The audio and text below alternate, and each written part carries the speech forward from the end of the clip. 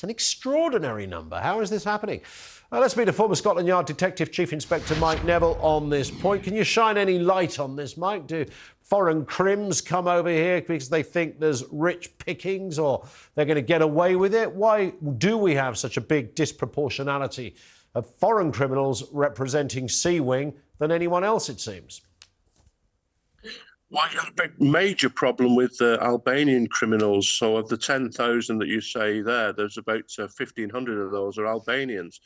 They know it's a very lucrative drug market and they can use violence. And of course, if they're arrested, they won't be treated in any way like the Albanian police would ruthlessly deal with them. So Britain is seen as a very soft touch. And we know that there are Albanians and others who are deported, and they are and they come back to the country and carry on their wicked ways.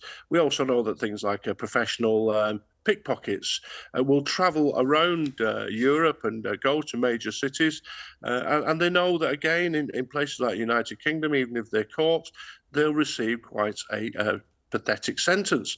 But the key thing is that we've got to get rid of these people because, as you've highlighted, they're costing a fortune.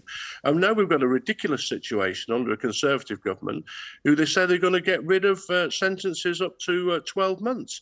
So, you know, they wonder why shoplifting's out of control and things like that committed by our own people and foreigners, because people know there's no consequence to being caught.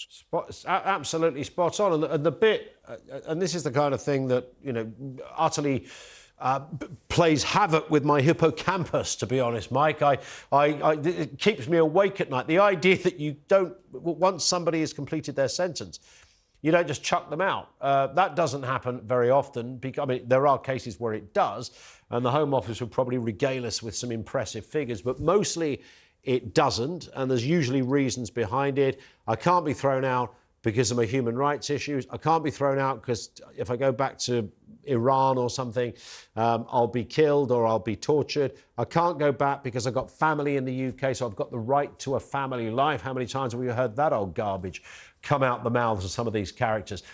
Why? I mean, this is a nonsense, right? 10,500 people, at some point, most of them will be coming out of jail. Surely the first thing you do is send them back to their country of origin. Well, again, you follow the money, of course, Ian, because there's a whole industry around keeping these people in, immigration lawyers, human rights lawyers. The solutions are quite simple, really. You know, if me and you took over the government for the day, I'm sure the first thing we'd do is withdraw from the European Convention of Human Rights. These things were designed for asylum seekers and the like, when we had 3 or 4 people escaping the Soviet Union as a defector and coming to this country.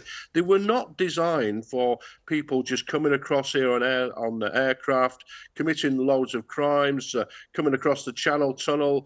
And to be quite honest, it would save us a fortune if we said to these people, yeah, you've got a family life, right, we'll pay for you, you're being deported, and we'll pay for all your family to go back whence you came. Because I think that everybody, the taxpayers, everybody just feels they've been taken the mickey out of. The harder you work, the more decent you are, the more law-abiding you are, the less you get. And everything is focused on those who bring misery and trouble. We've got enough of our own criminals and villainy in this country without importing it all from the rest of the world. We need to be rid of these people. Absolutely. And the crazy thing is, and this just seems to be how governments consistently work, Mike, it's going to get worse. And to compound the misery, we've been given notice of this. So you'd think, well, that's at least one consolation. We've got notice of it, so the government can spring into action and sort this thing out. But of course, we know that won't happen. So even with notice, even with half a decade to prepare for this, they still can't. How do we get to a situation here where you've got 89,000 prison places and we know at 88,000? If that was a business, the people would be sacked, that you've allowed this business to go on. So we're absolutely at crisis point. How did this ever happen? We've been failed. I mean, you would think that the Conservatives, the alleged party of law and order, would have sorted this out. But we're told they're going to build these super prisons. But of course, the super prisons are a year out of planning or whatever else. And it's a complete mess. And what happens is, of course, If you live on that council estate in Bolton or Brixton or wherever in the world, there's these people who are dealing drugs, stealing, causing misery, and your life becomes miserable because the government has failed to deal with this and make sure that those people go away.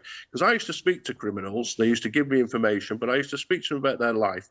And one thing that one criminal told me is this: the only thing criminals fear is going to prison. So all these community sentences are nothing but a joke. It's locking these people up that teaches them a lesson. No, but I know a few lawyers who would give us an argument on that, Mike, but hey, they don't know what they're talking Of about course either they half would. the time. Of course they would. Of course they would. There's more money in it for them if they keep yeah, well, indeed, yeah. It's literally how they live. Mike, always a pleasure. Have an amazing weekend. Mike Neville, former cop, with us here on talkTV.